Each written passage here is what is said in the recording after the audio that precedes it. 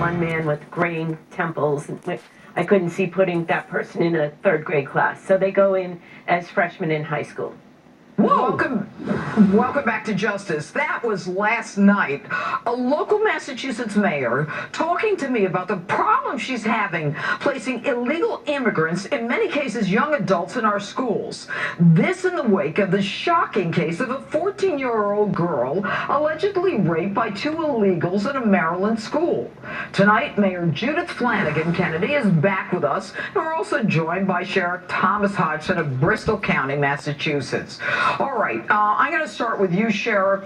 The mayor was with us last night, and she was talking about issues in Lynn, Massachusetts that I think most of my viewers and I myself was not aware of. And that is that with the influx of illegals and immigrants, that there is a requirement that they be educated in schools, and that many of them come in with no background, no paperwork, nothing, that they then are being tested in the schools somehow, and then irrespective of their age are being placed in a school, some of the middle schools, where they are young adults with middle schoolers. Are you seeing that in Bristol? Yeah, we are actually, Judge. What the problem is you have people coming in with say a 15 or 17-year-old with a third grade level of education being put in a higher grade. We wouldn't do that with our own children. It's one thing to be brilliant and skip grades. It's another thing to take somebody who doesn't have the knowledge and putting them up to a higher level where they're going to be destined to fail. And in the instance where the teachers are making the efforts to try to educate that person in the classroom, because they are so far behind, it ruins the quality of education. It takes away from the kids in the class that are American citizens and legal residents, and it sets up this person to be in a situation where they further are going to fail because they're not going to be able to keep up. And it costs us more money for special ed teachers. They're spending more money on English teachers in the schools. And we're cutting our programs for our own children and ruining the quality of education for them by doing this. All right, Mayor, what the sheriff is talking about is something that you made reference to last night, and that is that the American kids are being slowed down because the teachers are now being required, since the illegals who don't speak that well, understandable, and as you said last night, some of them don't even speak their own language that well, are causing the teachers to have to explain what they're doing, holding back the American kids, not teaching the illegals that well, and they're all in the same classroom. I don't even want to get into the issue of these adults in the bathrooms with our kids, simply because they're mentally in the same grade. I get it, and good to talk to you again, Judge. Hello, Sheriff. I just want to make clear that 9th grade is high school for our kids, so these people are being placed in a high school setting, not a middle school setting. You have to understand that Lynn is a very diverse community. We have almost 6 languages spoken in our schools.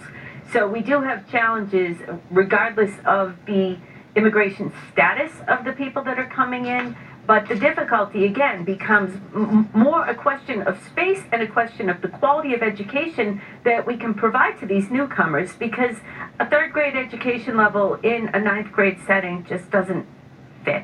Okay, no matter how you look at it. 5 languages, that's 60 languages. How do you hire a teacher in your school?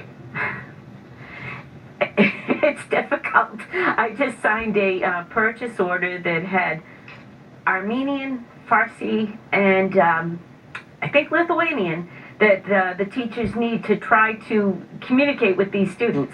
A lot of it has to be done by English immersion. We do sometimes have another student that will be able to interpret one way or another, but it's a real challenge. Mayor, let me ask you this.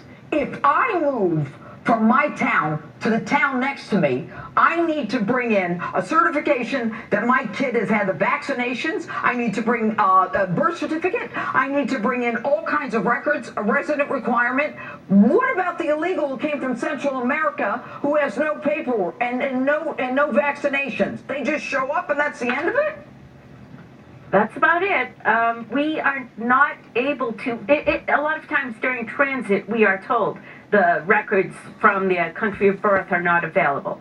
So we Okay, have to records not rely available. Are you on. hearing that, Yeah, Sheriff? this is an attempt to cover up the information. What they've done is they've taken away from the principals of the schools who used to require the person to say, number one, are you legal? Also getting the birth certificates and so forth. They've taken it away and centralized it so that we can't get that information. So the problem is that the teachers don't know, the principals don't know, and as you said, Judge, and you pointed out very well, why is it that we're held to a higher standard and the people who are violating the laws coming in illegally are not held to those same standards? They're excused. They're excused, and it creates all kinds of undercurrents in our school systems for our children in the way of quality education, in the way of safety for them, and so forth. All right, Mayor Judith Flanagan Kennedy, Sheriff Tom Hodgson, we're out of time again. Thank you so much for being here, Thanks both for having of me, you. Judge. Thank you. All right, you heard my opening statement. You know where I stand on the healthcare failure, but the panel may have some other ideas.